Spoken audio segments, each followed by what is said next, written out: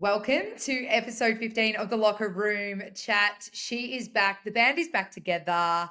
Kelsey Browne is in the country. What's our band name? Tobias. Send a comment, like and subscribe. If you're wondering what Tobias is, that was our parents' band. I mean, I'm the tambourine tapper, you're the lead singer, so I don't care. You're driving this ship. I'm definitely just there for support and good vibes. But welcome back, Kels. Thank you. What an experience, NBA finals over in America.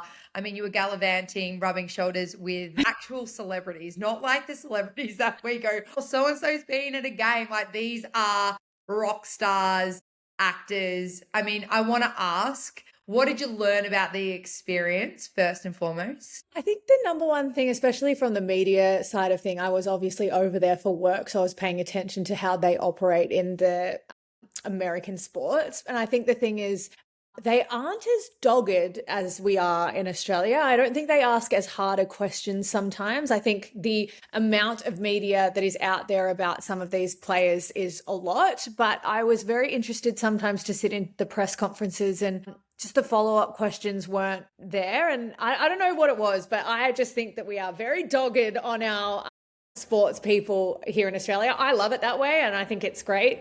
But yeah, that was probably the one thing that I learned the most. So then tell us the juiciest story or experience. Well, I think there's a couple that stand out for me. There's one that happened in game 4 of the final series. It was the big comeback from the New York Knicks at Madison Square Garden. It'll go down in history. And I obviously am still having to do my job after the game. You know, like I'm not on the court screaming and yelling like everybody was. I'm still having to do my job. So I was going to the press conferences back of house.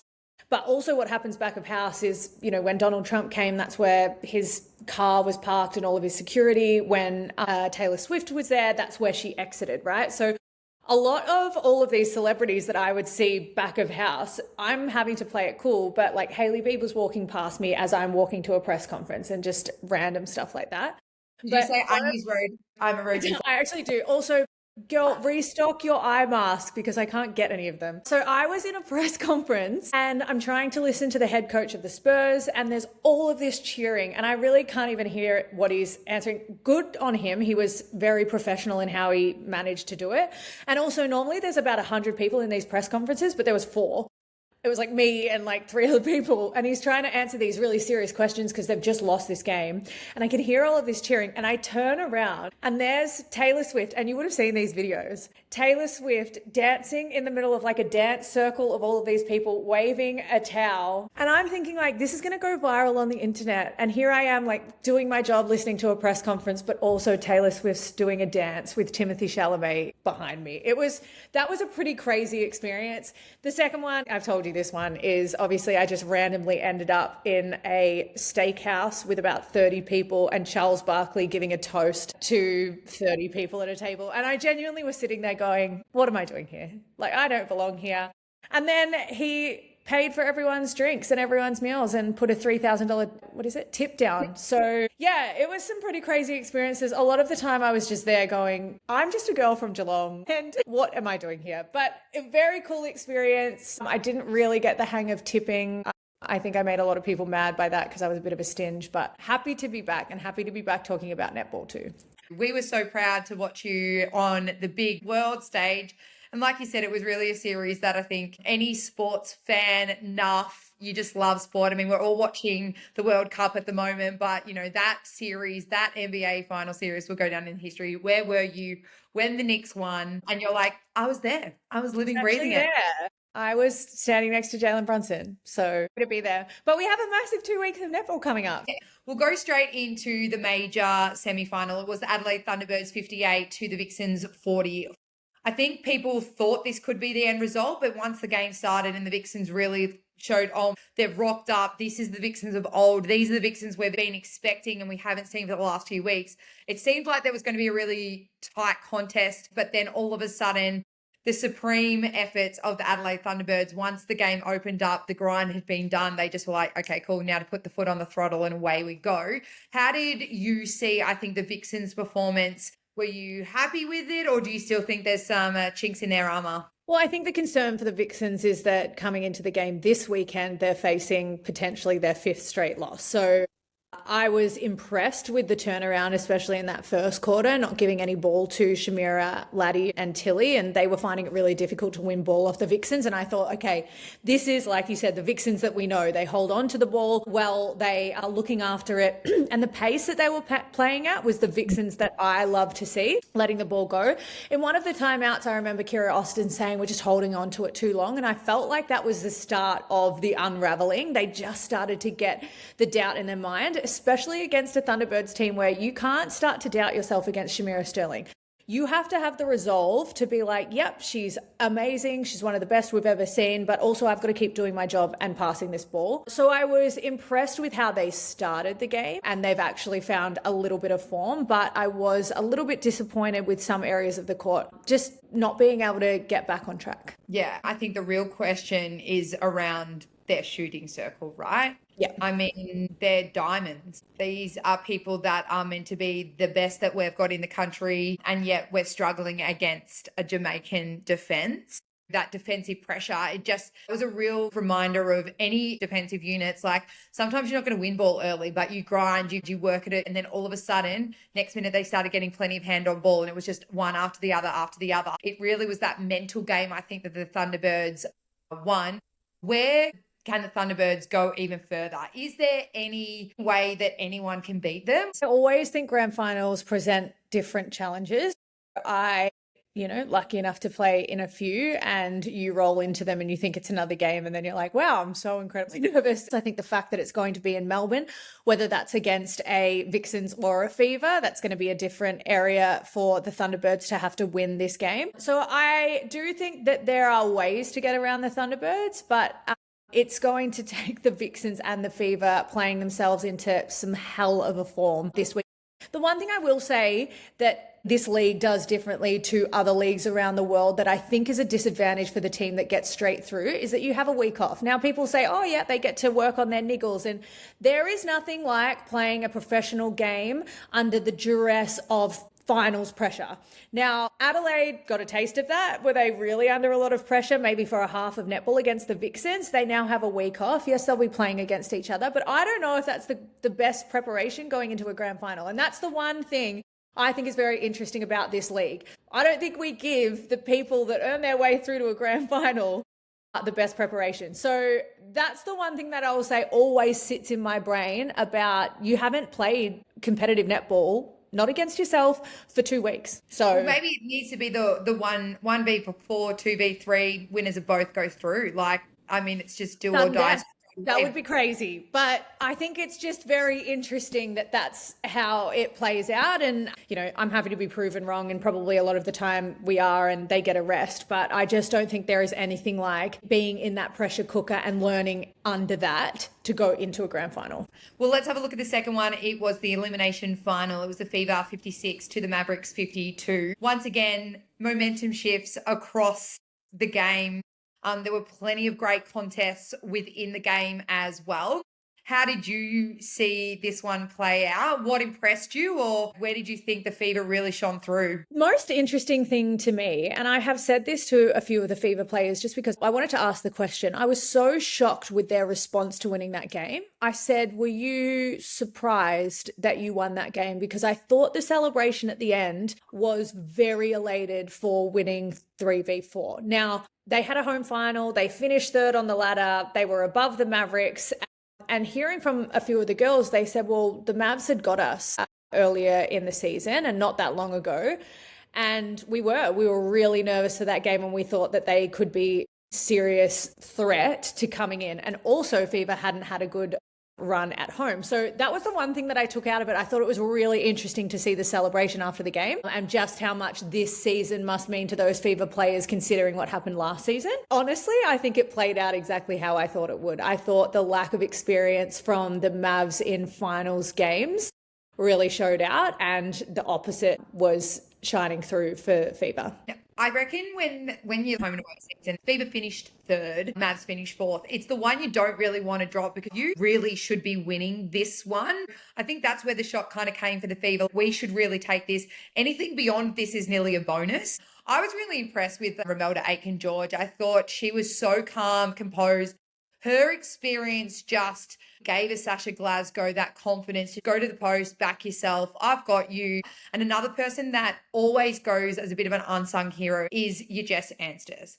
Her stats don't show much at all. You go, has she really had much impact on the game as a wing defense? Probably not. But the work that she does out of defense, attacking in transition, she might not get the ball a lot, but she allows Fran and Katie and a Ruth to be able to come out and be superstars because she doesn't do anything fancy at the front. She just takes care of business. And when you need her, she's there. She doesn't throw it away. As I said, her stats are not impressive whatsoever, but every team needs someone who is selfless as a Jess Ansters. I was going to say I would have Jess Ansters on my team every day of the week, and it's for a number of different things, but having trained against her a lot in the Fever environment, she's tough. It's hard to get away from her hands over pressure, but also all of the things that you spoke about. I just think she is incredibly safe when it comes to ball in hand.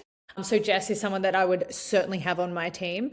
And you mentioned Romelda Aiken-George. I think the other thing that we've got to remember is, gosh, there must be a fair bit of fire in her. She could be a 5-time premiership player this year. And I think the likes of a Romelda Aitken in that position, if I was in that position, I would be so hungry for that. And I feel like you're seeing that through the later part of the season. You know, she is quite chill on the court as a player. I feel like the last few rounds I've watched Romelda Aiken-George, she can sniff out the fact that she could create history. She's already done it once this season, and she really feels like the Fever have what it takes. So I feel like that has been a little bit of a change in demeanor from Romelda Aiken-George. She could be a 5-time premiership player. Have we seen that before? No, unbelievable. Huge potential stories, I think, to come. But let's have a look at the end of season review for the Mavs. Now, last week with Embiid, I did a sign, steal, deliver. Sign, who are you locking in and building your team around? Who are you stealing? Where's the biggest priority to fix? And deliver, maybe who needs a fresh start somewhere else, or who potentially might be looking for court time. I'm so excited to hear this from you. Where do we think the Mavs need to sign straight away? I've done a little bit of recon and writing down. Normally I just come into this dry, but I thought, no, this deserves some attention. So I just think with the Mavericks, they're a new team that's been built from the ground up, and they've seen a lot of change over their short span of existence. So the one thing that I think that they've nailed this year is that they've got this new group of girls together, and they have actually found a very solid core that they should keep together for the history of time. Shimona Nelson, Jamie Lee Price, Amy Parmenter. I'm going to throw Kim Browne in there, and Jessie Grenvold. Now, the reason I throw Kim Browne in there, because some people love the way she plays. Some people think she's too highly penalized, and maybe for a lot of other teams, she wouldn't be the first person signed. However, those four that I've mentioned, Jamie Lee Price, Amy Parmenter, Kim Browne, and Jessie Grenvold, have created a structure and a framework under Nicole Richardson that is hard to get through. They have learnt each other's movements, learnt how to play with each other. Jamie Lee and Amy know each other, but finding that cohesion from a defensive unit and being able to switch into structure, one-on-one, they've got so many things up their sleeve. They can read each other like a book. That is hard to gather, and they've done it in a year. So I think you have to keep that defensive core together. So that's the back end set. Shimona, unbelievable season. Best I've ever seen her play. Sometimes thought she should have stayed on the court a lot longer. Now, obviously, that leaves the goal attack and wing attack positions. I need to give a massive kudos to Maddie Hay. I've always rated her. I've always rated her very highly. There's a story of, I've texted Maddie Hay one year and said I thought she should be in the Diamonds. So I think that Maddie Hay has come in and done a great job. It'll be interesting to see what they do with her. And I also think a slight revelation this season has been Sasha McDonald. To fill a bench spot, I think Sasha McDonald needs to stay there. So that is my sign. Yeah, agreed. I totally agree with you. You would definitely want to keep a core, and I reckon those core would want to stay. Like, you've seen how much enjoyment they love this group. They feel like they've got unfinished business. They're obviously still missing things, right? The worst thing that they could do is just go and sign every 10 straight away, go, we're locking you in. That's everything that we need and want. There's still something that is missing. So what is it? The area for me that gives me the most anxiety for the Mavs And I'm trying not to be too harsh because they've both never played full roles in goal attack. Unique Pallavi is a talent in this league, and I don't know whether Jez got the best out of her this season. I think there's some comparisons that can be made. Browne Akel managed to get really great play out of Unique Pallavi. Tracy Neville, when how she used her, I think got the best out of Unique Pallavi. I'm not sure what's happened behind the scenes this year, but I just feel like she's lacking confidence. So for me, she would be a deliver to somebody else because I think that she has a place in this league that she can definitely play. They've obviously invested in Riley Batcheldor. Now, I've heard that they've poured a fair bit into her. So I'd be surprised if they moved on from her, but I just haven't it hasn't been the season I think that they wanted from her. And so I would be suggesting you need to steal a really solid GA. And when I say that, it's like, are you getting Lily Graham? And you're saying, all right, you two can fight it out for this starting position, but it's probably going to be Lily's. And Riley, you come in and you prove that you're either a GS or a GA and you play that role again. And they need to get a really solid wing attack. Yep. I agree in the sense that I think with the goal attack position, they actually need to sometimes put Riley Batcheldor to goal shooter. Yep. I would love to see that swing at times, especially in the super shot. Yeah, don't get me wrong. I thought the Pallavi and McDonald combination at times, I was like, how is this working? I'm so shocked it's still holding up against some really strong defensive lineups, especially against the Vixens. Really, really strong in that last derby. We've still seen it in clutch moments at times throughout the season, and it just hasn't hit the right mark. I agree. I think there needs to be another complementary super shot threat. Could play more than the 5, a quarter, could play more than 30 minutes a game. Like there's the potential to play more if they have to. But I've just had something come to me. They almost need, and this is a big name, so just, I don't know. They almost need Helen Housby. You need Helen Housby. Big player. Helen's also getting a little bit on in her career and maybe can't play the minutes and have the workload that she needs to have on her back the whole time. Grace White has just won the MVP for the Swifts, so maybe that is the future. Helen might need a fresh start. Come to Melbourne, babe. Go and play the starting goal attack role. You've got Riley Batcheldor coming off the bench, slipping into goal shooter and goal attack, being able to play an insane role that I think she can play. Sasha McDonald can be your wing attack, goal attack, swing, whatever. You've got coverage. And then you get a fast, speedy, zippy wing attack. Well, then if you get in the fast, speedy wing attack, then you're also stealing potentially a Jordan Kranzberg. And yeah. Now, I think what Jordan's done in the last couple of years is great, but I've been super impressed with Zoe. Now, can you fit both of them in your team? It's either one on or one off. You rarely see them together. Alice Teague-Neald has shown that she's still got some years in her to play there. Bring her home, bring her back, get some zip in there. She can also then cover a centre if you then ever had to move a Jamie Lee Price to wing defence. That's only like 2 changes in a team. That was really solid this year. And with more shared experiences, this team definitely has what it takes in the next couple of years to go, all right, maybe we're the Fever or the Vixens of the current age in making grand finals every year or every second year. We're constantly in the mix. Mavs have that potential, but they still just need to get something. I love your idea with Jordan Kranzberg because she's Victorian born and raised. So I think that would be helpful for the Mavs to, get her back in the state. And then the other one with the Helen Housby, she's fed Grace Nweke. She can feed Shimona Nelson. She plays that role unbelievably well. And I'm actually really sad for Helen that she didn't get to play out this season with the back injury. But I just feel like that combination, Helen, JLP, Shimona, now, gosh, how do they fit them all in the salary cap? Not sure. But that is just what I think they need. Something like that. Yeah. And I mean, as Charlotte Sexton, she came on, she's been an invitee into the Diamond Squad. You'd definitely be signing up her going, you know what, you definitely fit within our mix at some point in the next few years. You wouldn't want to lose her. But I do think someone like her will be on the cards of a lot of teams being like, we want you. We've seen what they can do with you. We want you. So if the Mavs want her, they'd have to try and snap her up early, because I reckon other teams will be going, she's got the height. She can compete with some of these tall shooters. She's kind of still raw. You can still mold her into whatever you need. She's got it. Whether they can retain her will be another thing. Yeah.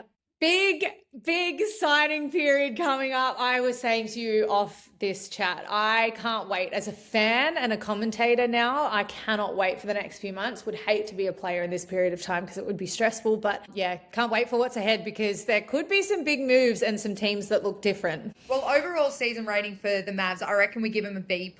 They are right there. I reckon next year they're definitely competing at least within the top 2 in the home and away season. Sad to see them go. I think everyone really started to jump on board being like, oh, I think I'm going to come a Mav.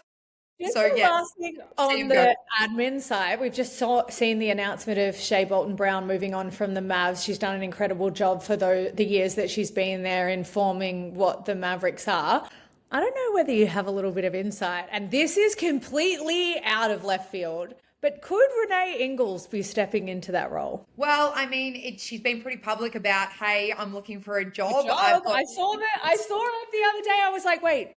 And then I saw the announcement and I thought, I have no insight into any of this, but I just thought, well, there's speculation. Let's throw it out there. Well, who knows? I mean, it's a good shout. It's a nice little blindside there, I reckon, if it comes off. That is a part of some trending news. Obviously, Shea Bolton-Browne moving on as well. Commonwealth Games teams have been announced from all of the nations. We will go into more of a deep dive once SSN season finishes. There's too much pressing news to talk about right now. Another thing that I reckon we touch on once SSN season finishes as well is the fact of expansion of Suncorp Super Netball League. Mystics have said, hey, we would love to join in a couple of years. And you and I have got some pretty good points on that. Do we think we could expand just in Australia? No, we don't. We can go deeper into that.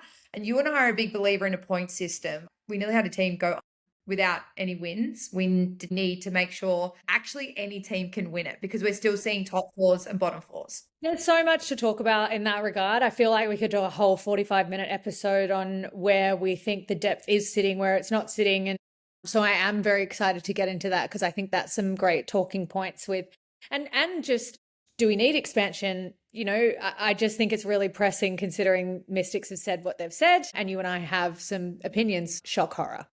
Another thing to mention is Manchester Thunder won the championship over there.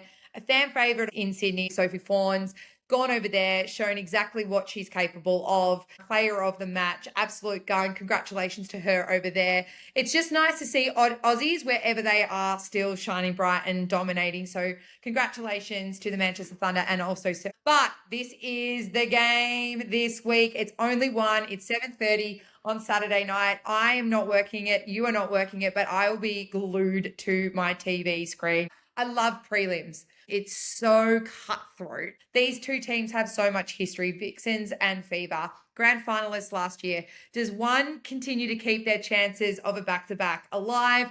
Do the Fever get revenge? There's so many juicy stories. I'm all here for it. Yeah, I'm really excited for this one. I think having a grand final rematch in a prelim is exciting, but also you got to remember, and I remember this game very fondly, these two teams played in the prelim 2 years ago as well. So they've got history when it comes to finals games. The Vixens have come out on top in a lot of them, but it's interesting that heading into this one, the Fever are the form team.